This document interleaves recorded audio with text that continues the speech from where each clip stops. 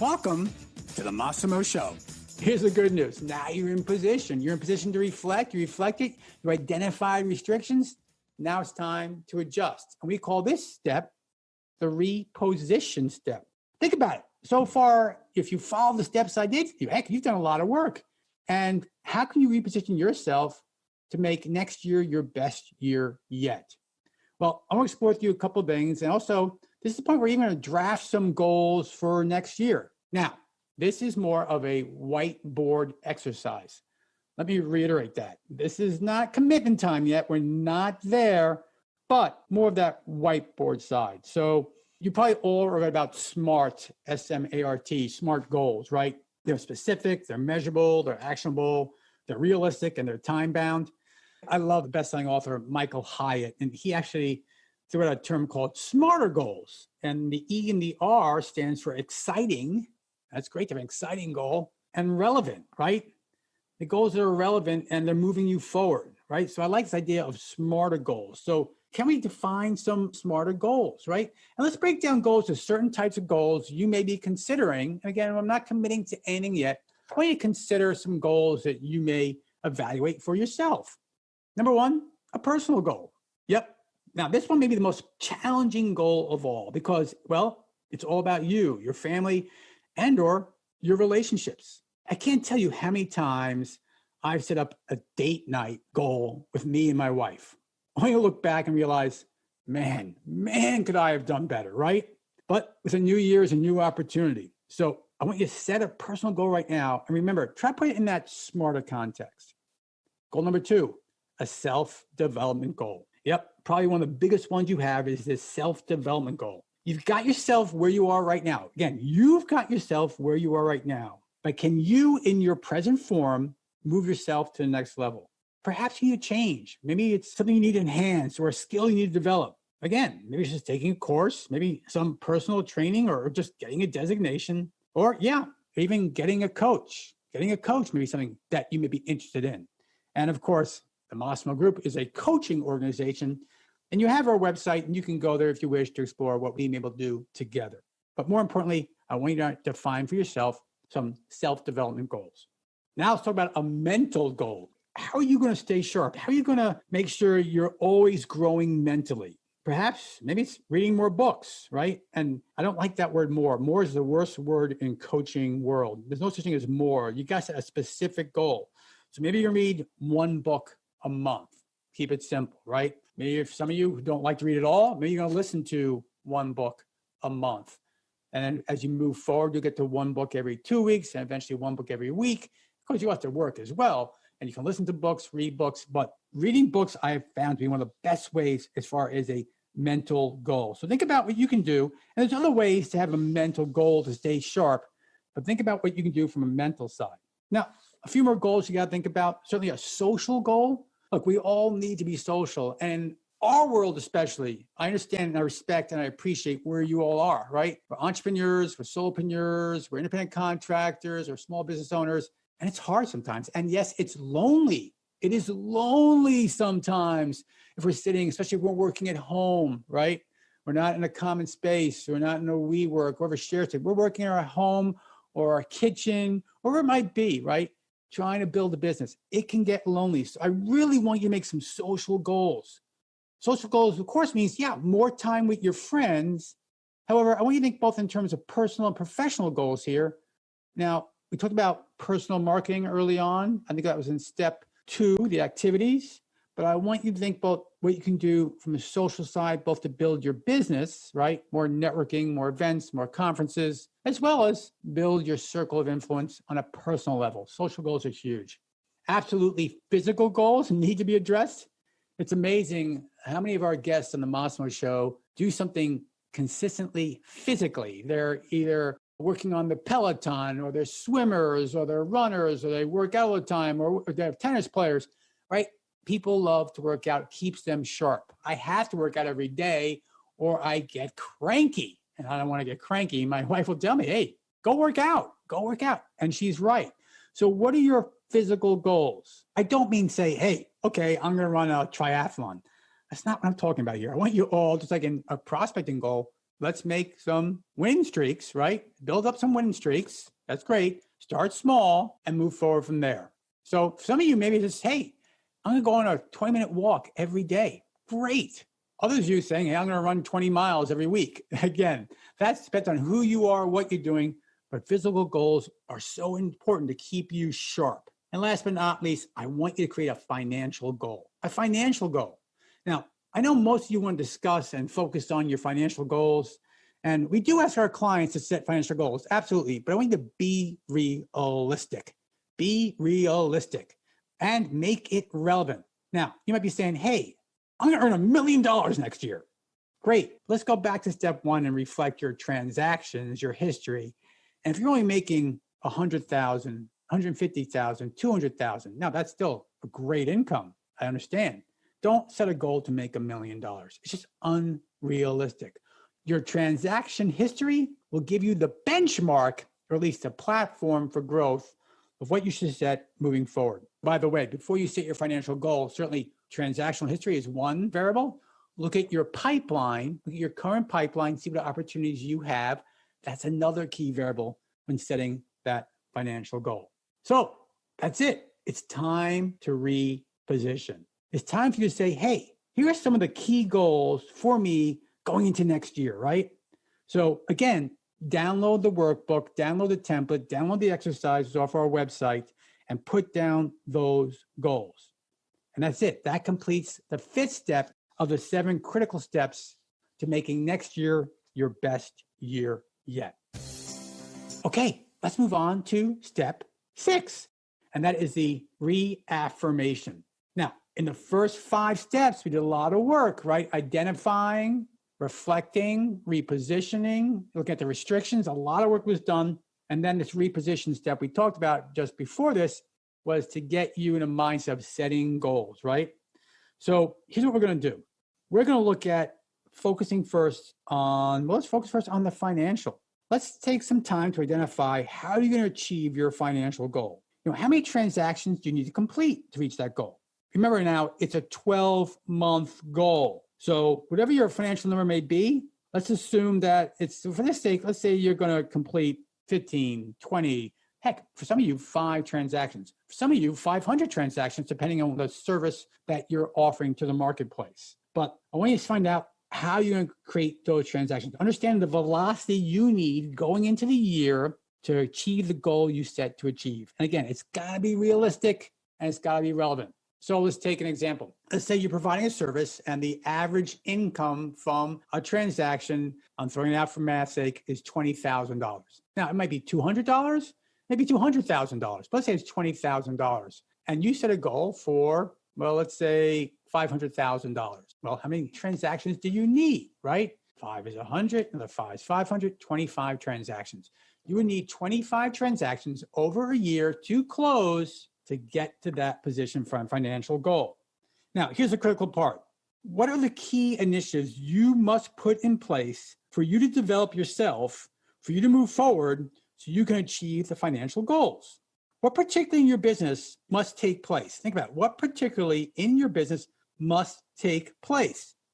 Think of smarter goals. I don't want to hear, hey, I need to prospect more, or I should probably create a blog. Again, from a coach standpoint, that doesn't mean anything. That I can't look at from a smarter goal. What are the steps you need to take? That's really what I'm going to start to craft here. We're not there yet. We're just reaffirming what we got to get to, right? I want to start thinking about those goals. A second example might be you want to create better relationships for you in your marketplace. And from that, look at your presence and the opportunities to secure maybe more referrals. Another example might be, hey, I really need to engage a strong assistant. And I need to do so by XYZ, a certain date, a certain time, a certain month, because that person will allow me to do the following, right? So to get these goals, first, I need that assistant in place. Think about the steps you need, right? So if you need to build your team with some members, think about that. Maybe you need to identify a robust contact management system. When will that get done? Again, this is only a point right now. I want you to think about 2 things, and this is really important. I want to think about only 2 goals right now. Now, I know I outlined several goals for you early on, the mental, the social, the physical, right? The prospecting, the financial. I outlined all those goals in our prior step. For right now, I really want you to set just 2 goals. Why? Because of the thousands of clients we've had the privilege of working with, I will tell you that the top 2 ideas that will help you go further than anything else is just 2 goals. And that's it, just 2 goals. You can identify the 2 goals that will help you move forward for the year. And yeah, you can have more, but I want you to focus on these 2 goals. Before we move forward, stop, take a deep breath. I want you to visualize now. Now, this is where, if you're driving your car, don't close your eyes. Just think about this. I want you to visualize. I'll lose a lot of you here. I get that. Visualization is something, right? That affirmation, I get those signs. We're getting there. This is an important step. So I want you to start thinking right now of some of the qualitative issues. I want you to visualize what will happen when, not if, you achieve these goals. What is your life going to be like? What's the vision behind that? What's going to happen? How are you going to be different? Where are you going to be?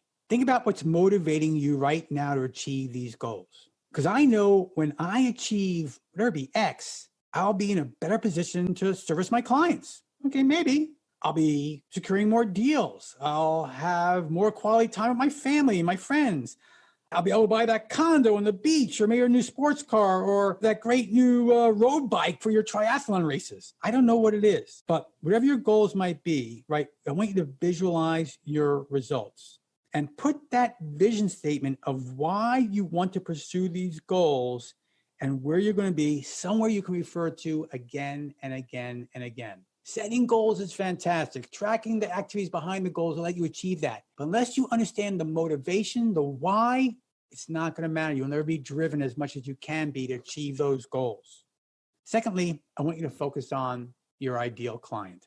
I want you to think about the client that you enjoy working with the most, right? What are their needs going to be? What do you need to do to meet those needs, to service those, as well as differentiate yourself? How can you be completely client-oriented? What are you going to provide for them? And what I want you to do most of all is I want you to lift your head up. As a friend once told me, lift up your head, look around, see what's going on in the marketplace, and identify the opportunities you know you can position yourself to certainly assist with in 2020. So that was a big step. Think about that reaffirmation, looking at outlining some goals, right? And then I said, hey, get 2 key goals you want to achieve. Focus on those first and foremost, and then we can start working on other goals as well. Don't forget, we're not quite done yet. We got one more step to go. And that last step, well, that's the refinement, right? Now we got to finely tune the goals that you're going to identify and figure out how to get there. Now, it's one thing to state, I'm going to build a robust targeted prospecting campaign, or whatever you wrote down. It's another thing to identify and commit the necessary action steps outlining how you're going to achieve those goals. Think back to the visualization of the goal. Now, it's great, but now we've got to make it happen. Think back to those smarter goals I shared with you earlier, right? The idea of something being specific and measurable and actionable and realistic, time-bound, exciting, and relevant. So, for example, if you identified having a comprehensive targeted prospecting campaign as one of your goals, we need to identify who the target audience is first and foremost. And we have to do this by a certain date. You also need to validate their information, whether you do it yourself or you outsource it. Of course, we recommend that you outsource it. You have to validate their phone numbers, their emails, and the like, right? By a specific date. So you have this list of targets. And now, by those established dates, you've identified the target audience, right? Validate their information. And you know now you have time to contact them. Now you need a plan to go about it, right? A plan to get their attention. So when you think about prospecting, there's only 3 ways to prospect. Again, the disciplined act of asking for business. And I don't include emails here at all. Absolutely not. But certainly you could have a letter approach. So maybe there's a part of your prospecting goal where you have to have a certain number of letters per week. And that's a different kind of metric. That's a frequency metric. For example, I'm going to write 10 prospects every week. Of course, the number of letters might be 5, it might be 20, it might be 30. I wouldn't suggest anything more than, let's start with 20 from a follow-up standpoint. So then every week you're going to do this consistently. 20 letters every week. So now, of course, you need to draft a prospect letter. When you're going to get that done. Now, also you need to identify both date-specific action steps and recurring and or frequency action steps. Now, it's important to understand this, right? You've identified your audience, maybe some letters, maybe you're going to revisit your call approach, or maybe you're going to have several call approaches and practice those approaches with your colleagues, with yourself, with your family, your friends. Ultimately, you're going to have to call your targets, right? Some calls will go great, obviously, some won't. But what matters most is implementing the action plan and making progress. Perhaps you look at a specific approach that could take by certain dates. And of course, this is a huge one, the number of calls you're going to attempt every week.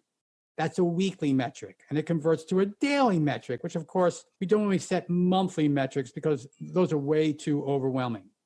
So, for example, don't set a goal of perhaps 400 calls per week. There are other things you have to do in your business besides prospecting. Yes, if all you did was prospect calls, you probably could hit 400 attempted calls a week, but you won't be winning and or fulfilling business at the same time. So let's set a realistic goal. Are you going to call 30 people a day, 50 people a day, 10 people a day? Whatever it might be, let's make sure it supports your financial target. Perhaps start with a frequency goal, calls attempted, maybe calls completed. And then of course, the final prospecting method really is the prospect meeting. Now you're calling, you're sending prospect letters, you're doing all the right things from a prospecting approach. And again, there's date specific and there's reoccurring activities, weekly, daily, and the like. Now, allow me to give you two key suggestions. Number one, start small. Again, start small and build winning streaks. Don't say to yourself, I'm gonna make 1,000 calls, right? Now, I realize I'm being ridiculous, of course, but that's the point. I don't need to put something out there that you're not going to achieve. You must reach these goals, obviously, but let's put them out there where they're reachable at least. And through hard work and dedication and consistency, you'll achieve these metrics. Don't make metrics unrealistic. They'll deflate you, right? They'll demotivate you, and they'll create the opposite effect of what you are seeking. Instead, think, hey, this first week, I'm going to make 20 calls. I'll make 4 calls a day, every day between the hours of 9 and 9:30. And those will be attempted calls. Or perhaps you have a completed call goal. So therefore you need a completed call metric. Then you'll do it and it will sound easy. It's okay. Again, start small, build winning streaks. Suggestion 2, how do you make these goals happen? How do you make sure you achieve these goals? Want to know how? Simple. Share them. Share them, share them, share them. Tell your family, tell your friends, tell your colleagues. Those who are positive and have a positive influence, share with them. Don't share your goals with the naysayers. And we all have naysayers in our lives. Oh, you can never do that. Oh, don't be ridiculous. Told you we're never going to make that happen. Forget those folks. Share with just positive influence in your life. Those fans, those supporters, they'll cheer you on. They'll ask you, how you doing? What I find is that whenever I share my goals with my family, my friends, or my influencers, or even my coaches, I feel actually a little more pressure, right, to achieve them because I don't want to let them down. Heck, I don't want to let myself down or my family down. And those positive influencers, they'll ask me how it's going. And I better tell them it's going pretty good. I'm getting there. Or they'll let me know I got to get back on track. So share your goals with the positive people that surround you. Hey, those are the 7 steps to making your best year yet. That's a lot of steps, a lot of information, but don't forget, we're going to make this easy for you. All you got to do is go to our website, massimo-group.com, and download the 7 steps to your best year yet workbook. And from that workbook, take these notes. You'll follow there, complete your workbook. And yeah, I'd love to hear what goals you set for yourself for 2020. So please be sure to share those with me. Now, speaking of sharing, right, sharing goals, please share this podcast with your colleagues, your friends, and all your family members. Let them also receive the gift of making next year their best year yet. I am so excited for you. I'm so excited for the Massimo show. This first year has been terrific. And next year, our lineup is already incredible. More best practices, more great minds, all sharing what you can do to grow the professional and personal margin in your life. Until next time, this is Rod Santomassimo with the Massimo Show.